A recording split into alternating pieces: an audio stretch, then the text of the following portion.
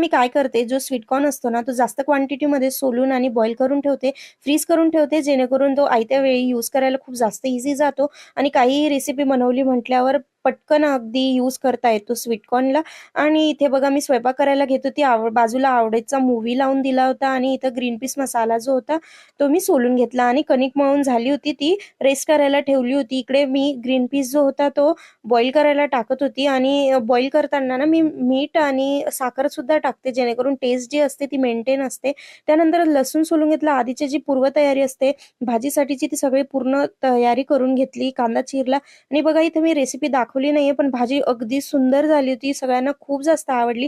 स्वादिष्ट झाली होती. रेसिपी मी इथे दाखवली नाहीये, पण कमेंट करून सांगा जर तुम्हाला रेसिपी हवी असेल तर. तर इकडे मी चपात्या करून घेतल्या आणि बघा किती पटकन माझी कामं संपली. मला कळालंच नाही आणि कंटाळा देखील आला नाही, कारण मी इकडे हम साथ साथ हे मूव्ही लावला होता. तर